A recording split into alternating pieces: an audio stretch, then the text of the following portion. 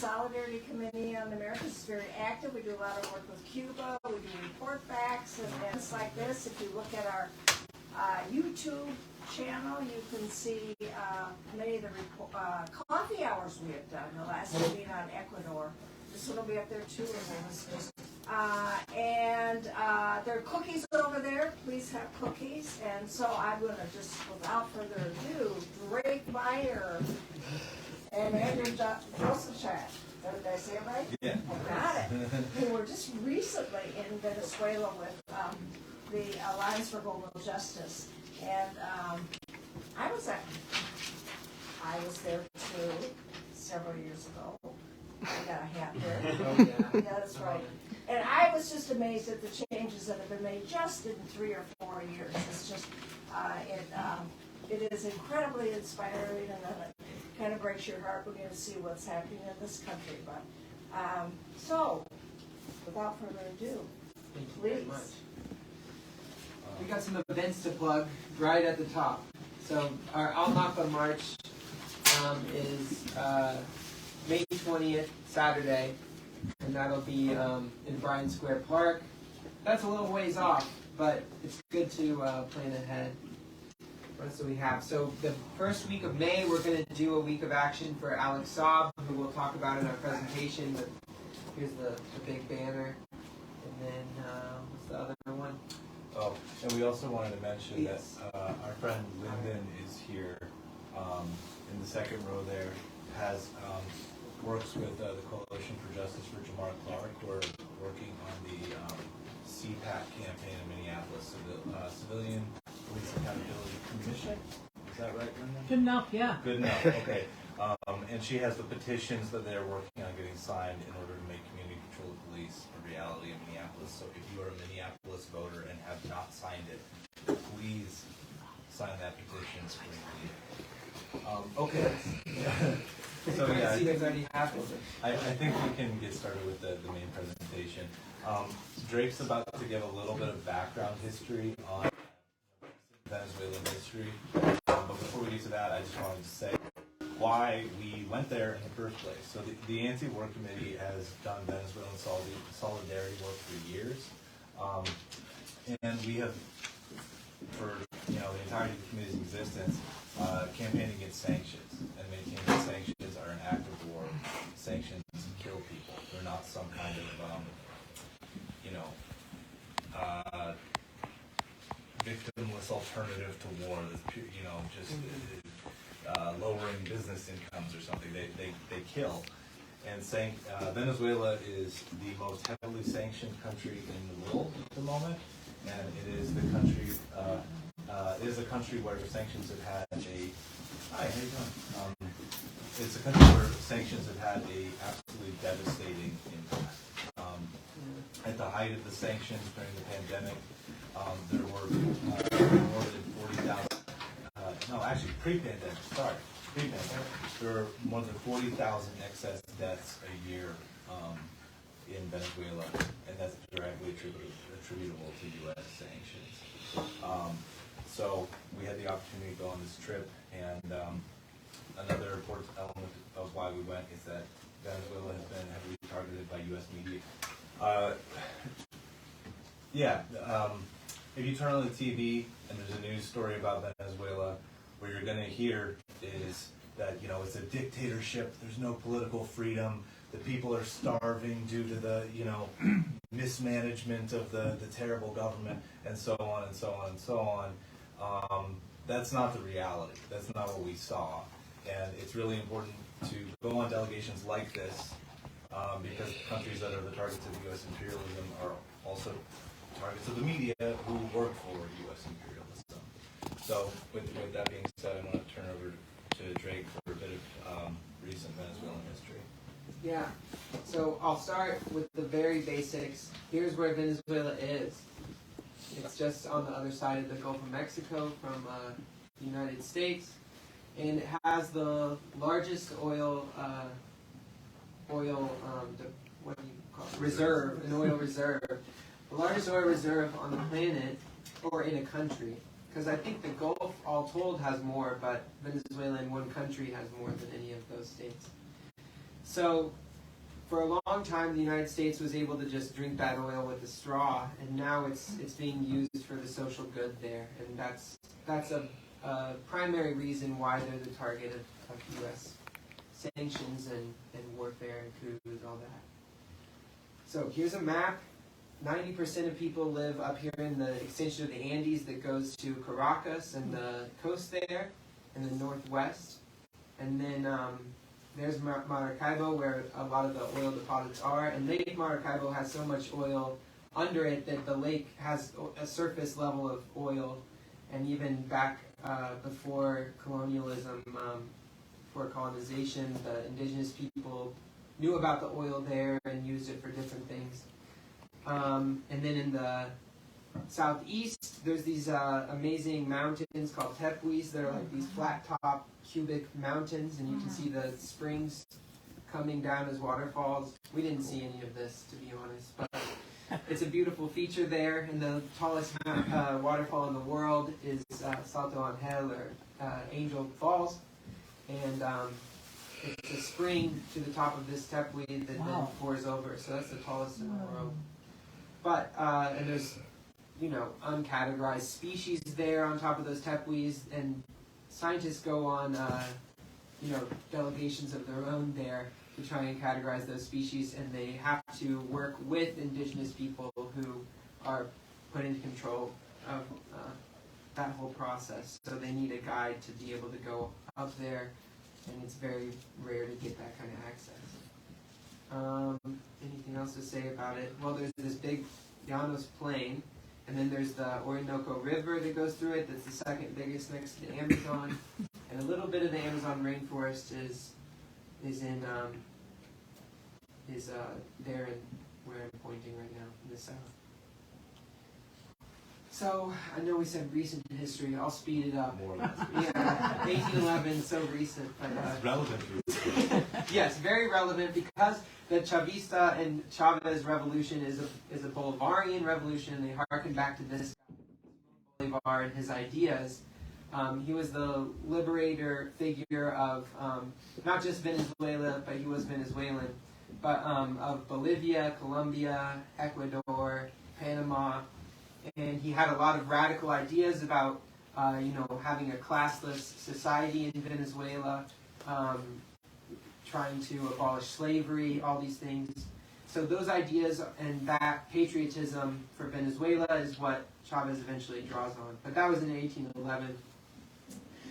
After Bolivar, there's a series of dictators, including this president, Marcos Pérez Jiménez, until 58, when he was overthrown by a popular movement of, different radical groups, communists, socialists, unionists, overthrew him. And then 3 political parties signed this pact called the Punto Fijo Pact. And so Punto Fijismo, or the general movement of those 2 parties, kind of like here where there's just 2 parties and they more or less agree on everything, but there's some differences, they ruled the political landscape from that point forward after the overthrow of this dictator. So, and those parties are the opposition parties to Chavistas today.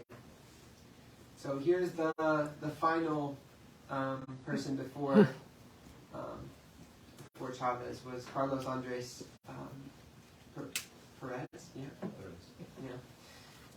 And so he came in and he promised social reforms, and he talked a big game, left-wing game, and then when he gets in, he was just another neoliberal puppet of global capital. He passed the typical neoliberal reforms, which means like curtailing all the social programs and just the rich get richer, all that stuff. So because of that, one overnight, one time, there was the oil prices were doubled and the bus prices were doubled. So people rose up. As you can imagine, that's the kind of thing that makes people really upset. And the poor people in Caracas rose up in this Caracazo, which is just another way of saying like an uprising, adding Azo onto the end of Caracas where it happened. That was in 1989. You can see there was looting, and it has a political character. People were taking back what was theirs, and they were tired of starving under neoliberal imposed reforms. It should be said that those reforms come from Chicago and from, people here in the U.S. So in that Caracazo, the National Guard was ordered to kill hundreds, and even now we estimate thousands of civilians during put down the uprising. And then that led to this guy, Hugo Chavez, who was a higher up in the National Guard, but not some kind of general or anything. He had been organizing secretly left-wingers in the National Guard for a couple of decades by then. But they came out as the Movimiento Bolivariano Revolucionario, so 200, because it was 200 years after Bolivar. So they rose up and tried to coup Carlos Andres Perez. And because of their name, the Perez government thought they had like 200, high-ranking army members on their team, but they were not quite so many people. And their coup attempts did fail, and they were the ones who survived were thrown into prison. So they lingered there, but they weren't quiet. They talked to the people, and they became heroes of that movement of the Caracazo, the people who were upset with Perez's neoliberalism. And they became the figureheads of that popular outrage at neoliberalism, especially Chavez. And the people loved them so much that they put pressure on the government to release them from prison without any further holding or charges. So Chavez gets out and he runs for president in 1998, and he's extremely popular at the time as the true alternative to Punto Fijismo and the ruling parties that existed previously. He made his own new party as a coalition of previously existing left parties. And his movement was harkening back to that Bolivarian, those ideals of egalitarianism and humanitarianism, and not yet socialist, but harkening back to that. So at first, the U.S. thought that they could work with him. They've worked with lots of people in Latin America. Obviously, his predecessor, they were able to work with, even though he talked about socialism and radical redistributions of wealth. They were able to get him to institute neoliberalism. So they thought they could with Chavez, but they were wrong. He was not just talk, although he was a lot of talk, and he had this talk show every Sunday where people could call in, Allo Presidente, and he used his pulpit during the U.S. War on Terror to show the victims of the U.S. War on Terror. He didn't mince words, and he condemned those invasions of Iraq and Afghanistan, and he even spoke in front of the UN. He called Bush the devil. And it just wasn't something that leaders on the global stage were doing at the time. And so he distinguished himself as an anti-imperialist globally. And there were coup attempts against him. The biggest one is this 2002 coup attempt that's in the movie The Revolution Will Not Be Televised. That's on YouTube if you want to check it out. But there's been a total of 6 major coup attempts. Although with the sanctions regime, it's like people are dying every day. Like there's a coup attempt every day, basically, with the blockade and the sanctions. And so Hugo Chavez gets sick with cancer and passes away in 2013. And he was pretty young. It's a tragedy. He's been dead 10 years now. But in 2015, Obama declared Venezuela an unusual and extraordinary threat to our national security. Pretty ridiculous. They don't have nukes or anything. you're talking about the United States, the biggest military complex in history. They're not a threat to us, but that's the way it was, and that was used as a pretext to pass sanctions and empower Money. Yeah. Yeah. So here's a sign that says Chavez is alive from that era. Chavez is alive. Obama, we don't accept Yankee sanctions. Kind of says like go to hell, basically. And yeah, the anti-imperialism graffiti. So since 2013, when Chavez died, the successor handpicked by Chavez is Nicolas Maduro, who was came up through the bus union and the Metro Transit union there. He's a union boss. Yeah. I just think when Drake says handpicked, it doesn't mean that he was appointed by Chavez or something in some kind of like nepotistic way. Yeah. He was kind of Chavez's right hand man. They were very close. Chavez trusted him as like a political successor, but he was elected, absolutely. Yeah. And then next to him is Delcy Rodriguez. That's the vice president. She also came up through radical politics. Her dad was a Maoist who was killed by the government. So some interesting history with them. Maduro also, his parents were political. Chavez too. There's Maduro during COVID, giving a big speech at a rally, a huge political rally. And just some pictures from over the years of Venezuela protests that the Anti-War Committee has done, 2018, since I've been involved at least. I think it goes back longer than that. And then last year we had this Venezuelan activist, Dos Sorzerland, speaking here. And that's another important way to break the media blockade of it all, to have voices actually come and share some accomplishments. And the speech was really powerful for that. I think that's it. I'll turn it over to you. Thanks so much. Yeah. That is really thorough history. We want to talk a bit about some of what we saw there, of course. And we're going to start off with some of these. Sorry? Louder? Oh, louder. Yeah. Okay, thank you. We're going to start off with some of these social programs. The CLAP, the Carnet de la Patria, and VANAP are three that we're going to talk about. So this slide here is a picture of these identification cards called the Carnet de la Patria that we saw. We talked with some socialist leaders down there who showed them to us, and we're very proud of this program. It's you could think of it kind of like an ID card, like a government ID, plus a social security card, plus like a Medicaid card, plus a lot more. All Venezuelans are eligible to sign up for these.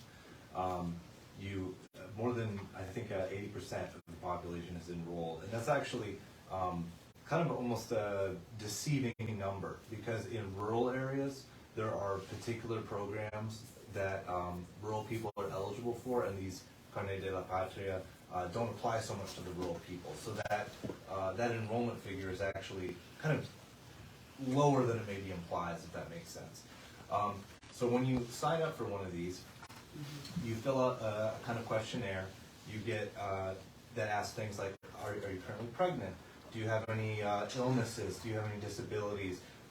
All sorts of questions about anything that might impact what you need to, live your life in a fulfilling way, really. And and these questions influence what you're eligible to get from your Carnet de la Patria. There's kind of the main thing is it gives you access to a massive amount of subsidies. Things on like food, oil, basic necessities are subsidized through this program. You can also put money on the card and use it almost like a credit card. You get access to medicine.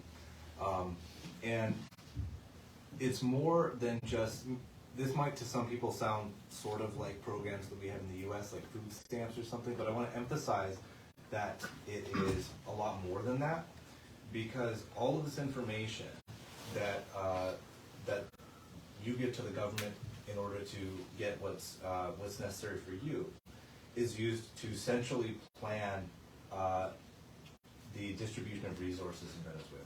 So if you're telling the government, oh, I'm expecting a child, that not only tells the government that you need certain extra subsidies or certain extra supplies, it also tells the government how many people need those supplies in the country, who needs them, and how to get them there. So it makes the distribution of resources way more efficient, which is extremely important because of the sanctions. The U.S. has made it so difficult for businesses to run, for people to get food, medicines, basic supplies. And a statistic I actually just found out recently is that when the sanctions were implemented, the revenue of the government of Venezuela shrunk by 99%. So they're operating, or they were operating when the sanctions were first implemented, at least, on 1% of their previous capacity. Programs like this make a huge difference in allowing the government to serve the people the best with what they have, when what they have is so diminished by the United States. Here's just another picture. They've got these QR codes on the back that you can use. Here's another program that's fairly new. It was implemented about a year ago. It's called Ven App, and once again, all Venezuelans could sign up for this. It's an app you use on your phone, and this is for the government to address municipal issues. If you have a problem in your neighborhood, the electricity goes out, your water's not working, there's potholes, things like that, you can directly ask for them to be addressed through this app. You can make one request every day, and they told us, although the app has existed for a year, the statistic that we were given when we talked to, actually we got to speak with the woman who's in charge of running this program as a staff of a few hundred people just working on this, that in the last 8 months alone, they've addressed more than 1 million municipal issues. And again, this is a route that the government there has found to centralize their ability to plan and to distribute resources more efficiently. Again, the sanctions has made this kind of thing very necessary, and it helps people get better services from the government. This here is a picture of a CLAP box. CLAP stands for Local Committees for Supply and Production, in Spanish, Spanish acronym. You can see these are basically boxes of food that are delivered to Venezuelan households. You get 2 boxes a month. It may not look like a lot, but these were a lifeline to people through the height of the sanctions. Again, very basic supplies, but these supplies were so difficult to get. It's getting a lot better now, due to programs like this and due to the industry and business and agriculture has all ramped up.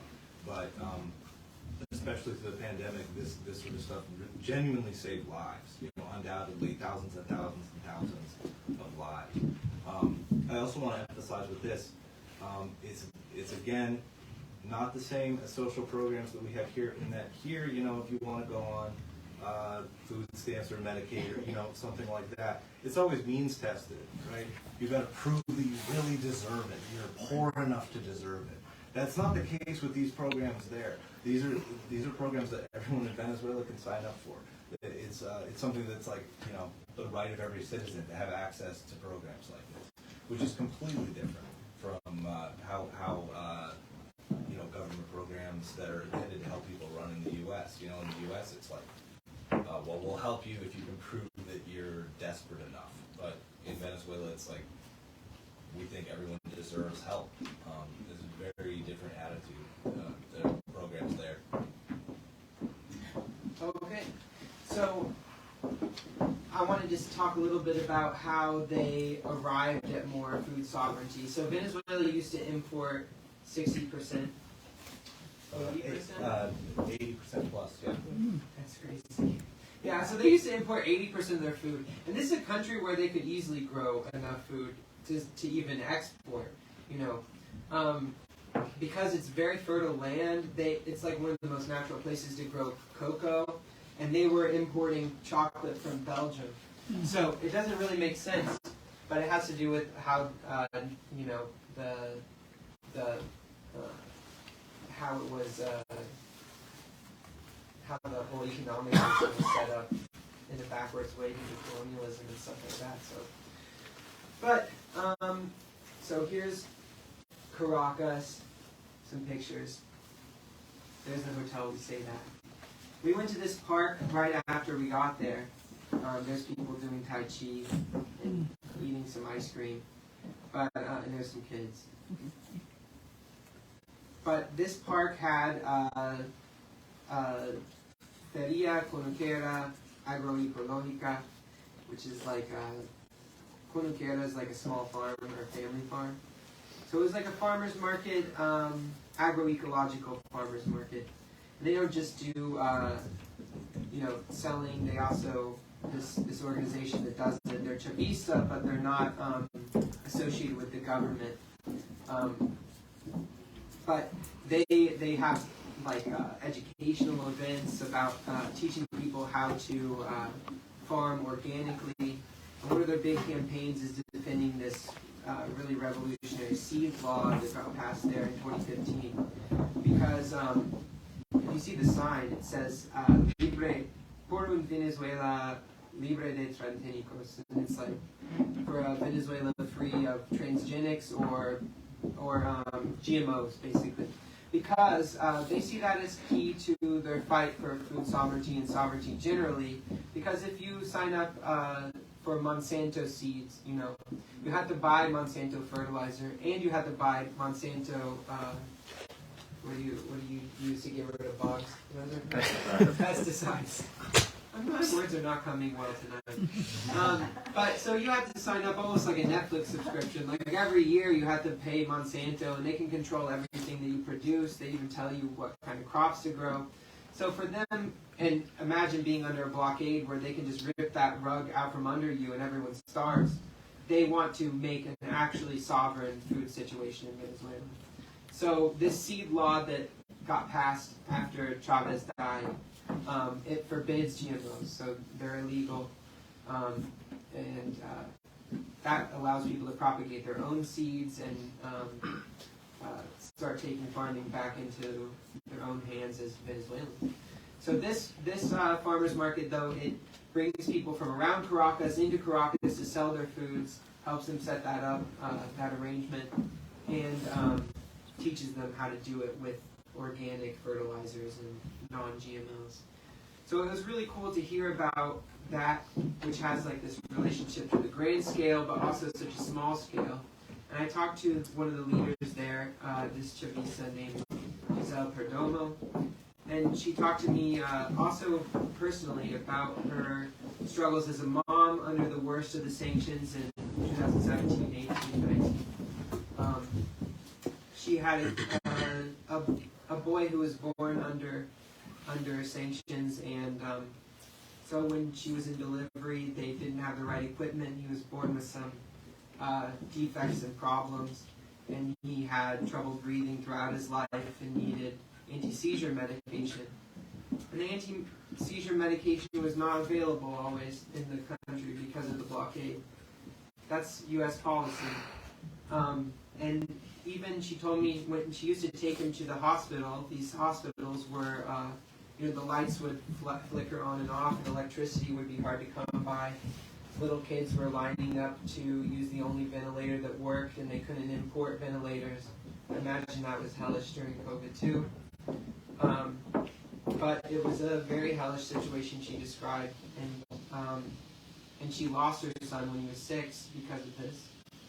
And so she told me, you know, this is a war like any other war. It doesn't use bombs, but it uses sanctions, and people are still dying, and people should be outraged. But part of the whole idea of an economic war or a hybrid war is that it's so hidden that people in America don't even care. It doesn't seem like a war on Venezuela, but hundreds of thousands of people have been killed. It is a war. And her son was killed. And now she goes to the pharmacy and she sees those anti-seizure medicines are widely available, but it's cold comfort for her. It's just yeah, it's really hard to hear stories like that. And there were many while we were there. But she's running this fair. She had a lot of hope. She has a young daughter who's doing really well, and she was very funny in interrupting our interview, which is fine. Yeah, she's a kid. But yeah, so things are looking better, and there's food is more widely available. Another thing that she told me that was interesting is that Venezuelans, they're used to eating international foods that don't really grow in Venezuela, and now they're having to learn how to eat foods that grow there. So there's this purple yam that is an indigenous food that grows there, but nobody even knows what it is, and they think it's some kind of beet. So she was telling me she has to she makes bread out of it to try and convince people to try it even. You can imagine it's weird to try new foods, but yeah, so they're having some successes there. In the park too, they were giving out vaccines, which was pretty cool. They were giving people checkups for free in the park there. It was some kind of campaign to combat obesity, and they were giving out different sporting equipment too to kids, and people were dancing, so that was pretty cool. Yeah. So after we had been in Caracas for a few days, we got the opportunity to travel a little bit. We headed to Valencia. Perfect timing. Valencia is a pretty industrial city. It's located in a province called Carabobo, which is kind of the industrial part of Venezuela, most heavily industrialized region in the country. When we were there, we got to meet up with. We got to spend some time in some communes there. There are a number of communes throughout Venezuela. We saw two of them. One of them being in Valencia. And I remember when Dostar Zerlent visited here, actually, one of the things that really stuck with me when he spoke at an event we hosted was about these communes and how the socialists in Venezuela see these communes as sort of planting the seeds of socialism throughout the country, that they aim to kind of develop these communes and use them to build socialism in Venezuela. So we traveled to this park here that's shown right now, where we met up with a feminist farmers organization called the Mujeres Conaqueras, which again, Drake already mentioned it. Conaqueras is like small farmer, family farmer. So family farm women basically is the literal translation. And these are activist farmers who work in this commune and who have been reclaiming the land. When the sanctions hit, and also just over the years in Venezuela, foreign companies have pulled out.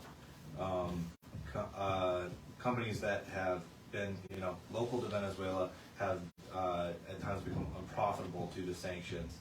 But the government there does not see, if you've got a big swath of agricultural land and it becomes unprofitable for a company to use that land, or if a foreign company owns that land and pulls out, the government of Venezuela doesn't see it as making any sense to let that land, just lie fallow or get overcome by weeds. They see it as something that the people should reclaim and use. So these women, and not only women, actually, I should add, there were a number of men in this organization too. And one of the interviewers actually asked, we see a lot of men here too. Could you talk about that, in this feminist organization? And the men all said, yeah, we need to be feminists. We're proud feminists, and we're here because we joined this organization to fight patriarchal ideas among other men. Actually, it was kind of charming. This one older guy, he when the question was asked, he stepped forward and he said, I am a feminist because my Comandante Chavez insisted I must be. It was great. But anyways, so they've reclaimed all this land on the commune, and this is what they call a mixed commune there. And what that means is that it contains both industrial and agricultural land, all on this one, the purview of this one commune.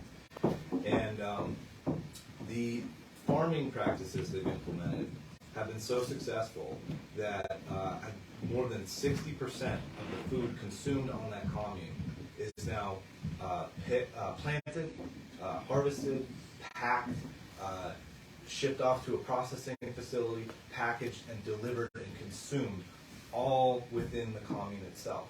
And the fact that it's, a lot of it's industrial means it's not just like these farmers are feeding themselves. It means they're feeding themselves and having enough of a surplus to feed a lot of other people who aren't farming.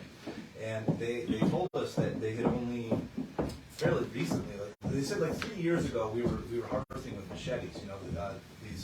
They showed us their hands. It showed us old scars and blisters and stuff. But now the government has given them more heavy equipment, so they're becoming more and more productive. So in the future, they're going to be feeding even more people than they already are. And this is all self-directed. Again, they took the land, they farm it how they want to. We asked, well, how does that work? How do you make decisions? And they said, well, if we have a disagreement about what we should be doing, how we should be proceeding, we call a meeting, everyone gets together, and we talk it through and decide on a plan of action. And that's a kind of, I don't get to do that at work, it's very democratic and controlled by the workers themselves there within the commune. I actually shared with them. We talked for a long time with these couple of young guys who were great. They really wanted to sort of share details about life on the commune and farming there. I keep interrupting myself, but I also want to add. A lot of them were really young, and that was interesting because, like Jake already said, because of the oil exports, the export-based economy in the past, farming has been a neglected area of industry in Venezuela. So a lot of these people were very young, and they said they have kind of like elders in the community that they really look up to, who know the older traditional practices, and plus more modern practices, but they've had to turn to some more traditional ones due to U.S. sanctions denying them access to certain more modern techniques. But these are, in the U.S., most people I know who farm is because their family, their family farmed or something like that. There, it's like a whole generation sort of taking up the task of farming and feeding their own country. Sorry, cut myself off. We talked to these two. We talked to these couple young guys for a long time. I was so inspired hearing them talk about being able to take back the land, control it themselves, feed themselves, feed their fellow Venezuelans. That I told them a bit about the Roof Depot fight here in Minneapolis. Yeah. Does everyone? Demo. Sorry. No demo. That's right. Is everyone in the room familiar with the Roof Depot fight? Can you raise your hand if you haven't heard much about it, maybe? Yeah, okay, cool, yeah. The basics are in the East Village neighborhood here in Minneapolis. There is a building, an old industrial site that's it's owned by the city at this point. It's been repossessed. It's sitting on a plume of arsenic, and they want to demolish it, which is going to poison the whole neighborhood more than it's already poisoned. It's a very polluted neighborhood. Want to speak to it? Yeah. Not to mention, the Roof Depot is situated right next to the Little Earth community with the largest urban indigenous population in Minneapolis. Yeah, it's possibly the entire country, but yeah. I think it is. And and the Little Earth community suffers to extremely high rates of cancer, diabetes, all kinds. Asthma too. And Yeah, asthma, yes, asthma. 13% asthma rate. Yeah. So the community there wanted to repossess this building and turn it into an urban farm, something good for the community instead of something poisoning to the community. And yeah, It's running for decades. Yeah, more than a decade now. I told these farmers about it. And I told them, it's so inspiring hearing you talk about your government, not only not denying you the land, but actively giving it to you, telling you, do something with this, make use of it, feed the country with it, and we're going to give you the supplies you need, the machinery you need. You know, it's just the complete inverse picture. You know, It's the complete opposite. and he, you know, they were really interested in the story and kind of nodding along when I was done. God, it hit me so hard. He just nodded and he said, yeah, that's because in my country we have democracy. There you go. That's what's up. and we have freedom. And I actually teared up because it hit me like, you know, I felt like he's right. You know, I mean, he's really right. Yeah, that was this. Sorry to go on about it so long, but talking to these farmers was one of the most sort of moving experiences of the whole trip for me at least. Yeah. Yeah, it was deep. And we should say that there's all kinds of ways in which things have been reclaimed by the people, and the government facilitates that. There's a casino in Caracas that has been turned into a skate park, and people are just having music and stuff there every night. There were other examples too. I guess factories have been turned over to workers. We went to a zoo that shut down. It was a private zoo, and now it's been reclaimed by the workers who used to work there, and they restarted it, and now it's put in service of the community there, handing out like anti-venom for snake bites, and it's very cheap to go there now. There was a lot of cool examples of things being reclaimed by the people. So housing, this is a short section. Okay, so they built 4.4 million of these free and low-cost housing units, and we were able to see them all over the place. But here's a couple pictures we took, and here's a picture from Google. But they all look like this, basically. And that it was an amazing thing because I didn't see any unhoused people. We saw one person sleeping on the street in Caracas. It's a major, huge city. It's very busy. So it was a stunning difference in here. You know, some people live in conditions that we wouldn't see here, like in the kinds of like favela, like corrugated steel housing and stuff. But everybody has a home to sleep in at night, and housing is a human right in Venezuela now. A lot of these windows don't have glass panes. And that's like throughout Venezuela. Like it was actually just so nice that you could have no window panes. Just temperate like all year, I guess. I don't know. Can I just add to the housing? Oh yeah. It's one of the things that's really incredible too is not only have they built these millions of homes, that's a number over the past 15 years. But it's like ramped up so sharply that like half of those have been built in the last 3 years. Yeah. So this project providing housing and is ramping up so quickly. It's just incredible. And yeah, like you saw those photos of the construction. Like we saw them being built everywhere. Yeah. And we're about to talk about internationalism, but the contractors are Russian, Chinese. Different international contractors taking these because of the embargo. Internationalism. Yeah, so we saw a lot of really wonderful internationals throughout Venezuela. You can see here is a mural, a Palestine mural. We saw loads of Palestine murals all over the place. I didn't get a picture of one, so this is just from Google, but they were everywhere. Yeah, every time we saw them, we were like on a bus and we'd like, jump up to try and snap a photo, and we would miss it every single time. Yeah. But I swear, we saw like dozens of Free Palestine murals. This here is a picture of a Iran-Venezuela friendship fair. Yeah, we actually have a couple of flyers here that were kind of all over the place. And this was going on the whole time we were there. It actually ended the day we were leaving. That was the last day. It was in this sort of central square in Caracas, and they had all sorts of stuff going on at the fair. They had this sort of central stage where. Oh wait. Let's see what the stage is. Sorry, I don't have the stage. Oh, okay. They had a central stage where there was a sort of political theater going on the whole time. Various plays about, mostly about U.S. imperialism, particularly torture and political prisoners. Yeah. They had a bunch of like educational stuff going on. They had they had all this political art that I really loved. This art. A lot of it, of course, is also Palestinian solidarity art. Yeah. There was a really good one. You know the one with the dollars, a razor blade on there? I don't have it. I really like that. Anyway, sorry. They had really, yeah, it's all political cartoon type stuff. We saw. It might be a little. Can hard you to see it? Yeah.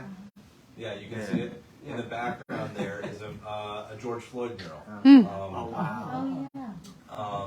George Floyd. Yeah, and we actually went to a modern art museum in Caracas and saw an exhibit. First thing that was interesting about the exhibit was that it was funded by the Chinese government, and the people who were giving us a little tour said, yeah, you know, China has been super supportive in sort of keeping the lights on for Venezuelan art, because of course, due to the U.S. sanctions, the government has so little resources to work with that things like art, you know, could be overlooked. But they're, you know, international friends of Venezuela have really helped help artists, you know, keep making stuff. The gallery itself was an international collaborative art gallery, but in that gallery, one of the artists had done a couple pieces that had like Black Lives Matter slogans. So that was really interesting as well. And you know, people had heard of the Black Lives Matter movement here, so it was really cool. You know, seeing that in Venezuela.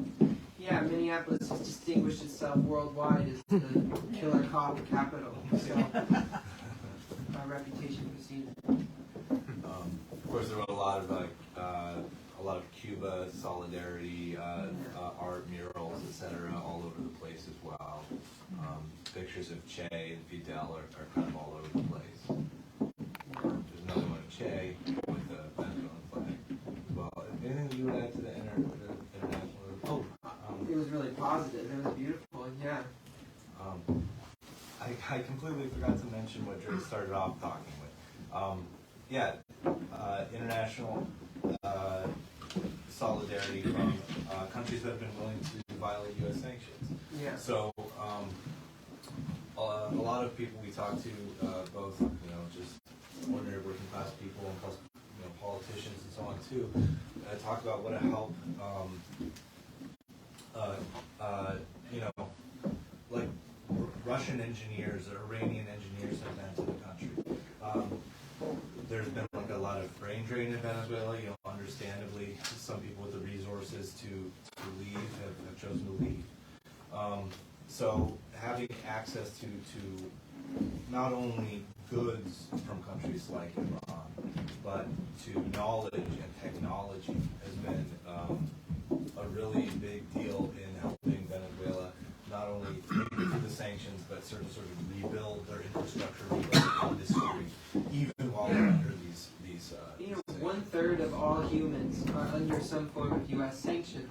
So at this point, the U.S. is that's going to have a boomerang effect, and now there's an entire part of the world that can't do business with us, and will do business together. So it's an interesting thing to see happening. There are also thousands of Cuban doctors in Venezuela. Yeah. Did you have something? Yeah. Oh, Well, maybe we'll take questions. Can you hold on to? We're going to do a Q&A at the end. Okay. Is that all right? Yeah. We'll try and move fast because I think it's taking a long time. Yeah, we're a little behind. But this was a beautiful thing to see healthcare in a poor commune in Valencia again. But they take these medical vans around. They had 4 of them. It's not in the picture, and they go to 4 different places every week, having pop-up medical events. So what that means is they can take 120 mainly dental appointments in a day in these communes where it's the poor. They wouldn't have had access to this without this, so or before the Chavista revolution. And I don't know if you. So these are like the mascots of the different. This one's the mayor of Valencia's mascot, and then this is the governor Lacava's mascot. And Maduro has this superhero with a mustache. But yeah, so that kind of iconography was on everything. People were waiting and hanging out. There were bouncy castles for the kids, and it was kind of like a county fair vibe. But people were getting a lot of free services, so a little different than a county fair. People were getting, basic dental care, but all the way to minor dental surgeries in those appointments, and different family medicine was being done there too in those appointments. Plus health advice too. Yeah. And so then there was this tent area where they were taking people's, ID, carnet de la patria cards, and giving them different over-the-counter drugs. There was even people getting haircuts for free there. There was all kinds of care on display. There were paralegals. It was interesting how many things were being done. Skin care. And then over here, what they were giving away some specific goods that people had asked for, walkers, wheelchairs, yeah. You see that? They were also giving away these little baby kits, which are like a bathtub and a crib and shirt and diapers and everything all in one with a little owl to go with it. But the mayor did kind of look like an owl. He had the glasses and everything. But, so it was really powerful to see this, and it's clear to me that they see the poor as their political base. So there's an element of it where they're pandering to their base, you know what I mean?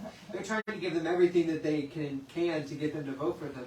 But it's like, you don't see that here. Like, you don't see even a quid pro quo in politics here. Right. They don't give us anything, and we have to like it. So, it was beautiful to see.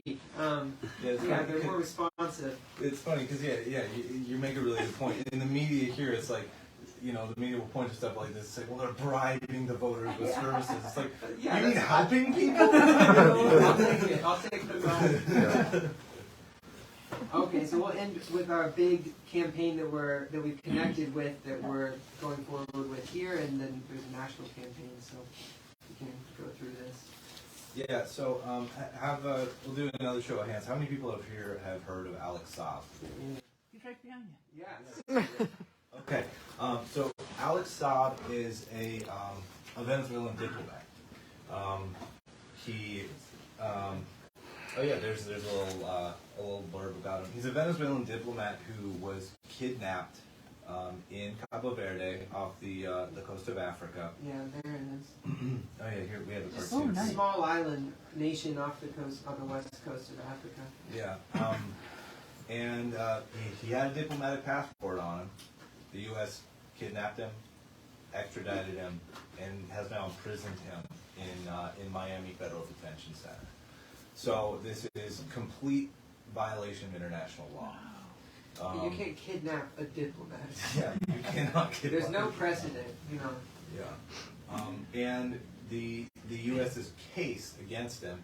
Well, they're calling him corrupt. They're saying he was a corrupt businessman. He was a businessman before he became a diplomat for the Venezuelan government. The government basically approached him and said, you're someone who knows business. Will you help us make it through these sanctions? Will you help us rebuild industry and agriculture and feed the people and bring medicine to the people? And he said yes. We met with, you can go back to the picture of his wife. Yeah. We met with his wife, Camila Fabri Saab. And one of the things she said when we met her was, my husband knew he was risking his life. when he took that mission on, but he basically couldn't stand by, and watch the country, watch the country be immiserated by U.S. sanctions when he could do something to help. He really is like a genuine national hero there. I'll show some people there protesting for him.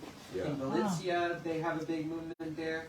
They, they're whenever we post anything, Free Alex Saab, hashtag Free Alex Saab, 1 million people will share it because he's just very popular and beloved. The more you learn about this story, the more disturbing it gets. Basically, he was on a private plane that he was using to travel down the west coast of Africa from some appointment he had with someone who was willing to defy the U.S. sanctions and provide Venezuela with basic necessities. And the plane hailed various airports to land. They needed to refuel. No one was allowing them to land until they got to Cape Verde. It's now come out from the mouths of U.S. officials themselves bragging about it that they orchestrated this. They told all these nations that they had some diplomatic leverage with, don't let him land, and they said I'm going to paraphrase, but it's almost a quote from is it Bolton or? Well, I think it's Bolton's book. He put out a book. Bolton's book. He says, we knew we could bully Cape Verde. He uses the word bully. Because they're a small island nation in Africa, we can bully them, get what we want. Yeah, and so the plane landed to refuel. He's kidnapped, and he was beaten in Cape Verde. He says some of the people who beat him were from the U.S. And now he's been detained for more than 1,000 days now. He hasn't seen his family. He has small children. He has one daughter who he's basically, she was like 3 months old when he left to start doing this work. So he's basically missed her whole life. And he's a cancer survivor and has diabetes. He hasn't been allowed to see a doctor the entire time he's been detained. The only medicine that he says he's been given, I mean, this is crazy. Yeah, is like Tylenol. But then there's another medicine. This is an insane situation, and it's a weaponization of psychiatric care because they had tortured him, right? And then they diagnosed him with PTSD from the torture, and they used that as a pretext to drug him out of his mind. So for weeks he was just on the ground, not able to talk to his family or lawyers. And then they petitioned and got him to be able to take, get off those drugs. And they never even found out what the drugs were. Yeah, the president, Camila told us that she couldn't remember the name of the chemical. They think they know what the chemical was, but it was called like another prisoner. And you're like, I'll bet you they're giving you that. The U.S. never told them what he was being drugged with. So yeah, now there is a massive campaign to free him. His health has really declined. He started vomiting blood. Again, he's a stomach cancer survivor, so that's not good. And it was pretty clear to us while we were there from all the various activists that we talked to that this is something they really want. That Venezuelans want anti-war activists in the U.S. to be relating to is the campaign to free Alex Saab. There's a very clear, direct demand that we can make of our government is that this man should be free. He hasn't committed a crime. The U.S. has committed the crime. The premise for his detention is that he's not a real diplomat because the U.S. doesn't recognize the Maduro government as being legitimate. As though we get to decide, as though we get to pick which governments count. The U.S. says they're spreading democracy around the world. That's the excuse every time that we intervene in a country. This is the reverse of democracy. A country elects a leader we don't like, and we say, government doesn't count anymore. We're going to kidnap your diplomats. Yeah. So he's also a trial balloon. That maybe they want to do that to other countries in the future, and they want to be able to declare which countries are countries and just to kidnap their diplomats. And in another way, he's a figure that we can use to help relate the reality of sanctions and the fight against the blockades that people face all around the world, not just in Venezuela. But when we talk about sanctions and all these protests, and it's important for people to know what sanctions are. It's hard for people to connect with them because we're just talking about economics. Again, it's that aspect of hybrid war that makes it like invisible. Like it's not a real war because there's no bombs, there's no tanks.